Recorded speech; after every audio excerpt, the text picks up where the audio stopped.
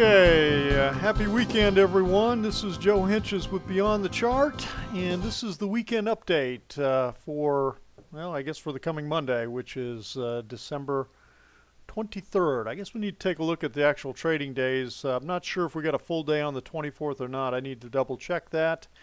And of course we're closed on Christmas, and I'm sure we're back at it on 26th and 27th. So starting off, the Dow was up 42 points on Friday, so the push continues higher, and the 10-day exponential moving average is above the 20. The 50 is rounding up, and it sure looks like we are continuing to push higher here.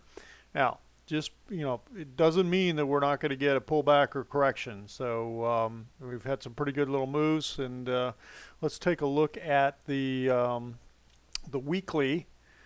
The weekly, again, nice strong move. 10-week moving average basically is what we pulled down to, and now we've pushed back up, and as we've said, we've pushed to new highs. So still looking pretty solid. The S&P 500, very similar to the Dow. We've gotten it above the November 29th high, which was kind of the test. Do we get above that, and that signifies that we're continuing to push up. So big day, big swing. That was Wednesday with the Fed day and the volatility that we had on that day. Take a look at the Nasdaq. Boy, this channel just continues. But I've seen this before. We'll look at it on a weekly basis in a minute. It could very similar look to the other two indices. They're starting to mirror each other. I assume this volume is accurate. It's pretty high. Pretty high bar versus the rest of them. I haven't double checked that, but these divergences we kind of see in here, for whatever reason, they're not giving us much of a pullback. You're just getting on the RSI, you're just going back to like the 45 RSI, which is typical of an uptrend. Kind of get the 35 to 45 pullback in the channels, maybe sometimes a little bit deeper, but these divergences, bearish divergences, just aren't providing any kind of huge break, and that's what we're getting in this bull market, which continues to push. If we look at the Nasdaq on a weekly basis, you can just see it even stronger. Back from October, so well over a year ago, just straight up here at a 45-degree angle, and this last week. It was an outside day up, which is bullish. But what's interesting is here we had a down outside day down, and without any follow through.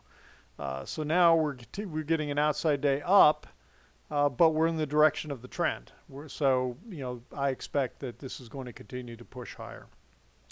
The New York Composite. We'll take a look at that. Very similar. Hasn't taken out the 29th high though yet, but I expect that it will. I did notice this. I did get the rising wedge I had in here. I figured, okay, well, everything's starting to look pretty bullish, so I gave up on having that. I did notice this little support trend line, which, if this were to roll over, could be a possible head and shoulders, but honestly, I'm done thinking about reversal type formations right now, because we're just getting too many signals that this thing is pushing higher until it tells us otherwise.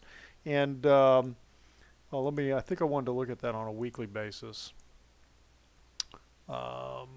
Pretty strong upward move here, and I noticed that we had a close below the 10, and on a daily charts on stocks, when I get something like this and then I get a break of its high and a close above that, above the 10, that's pretty bullish. So I'm looking at this thinking it's pretty bullish. So let me take this back to a daily chart. That's our reading on it at the moment. The VIX, not a whole lot. It's just hanging low and didn't do anything. Nothing really new there. The short-term trading index also not a whole lot new. It's just right here in the middle of the pack with the no new signal. I'm going to take a look at Apple in a minute. The high-low was interesting. We finally got a very solid break of this downtrend line. And remember how I said yesterday, whenever you get a pullback like this, especially when you expect another move to the upside, well, we got it, and pretty strong, actually. 234 new highs, or 234 stocks hit new highs more than new lows. So this is a net figure, okay?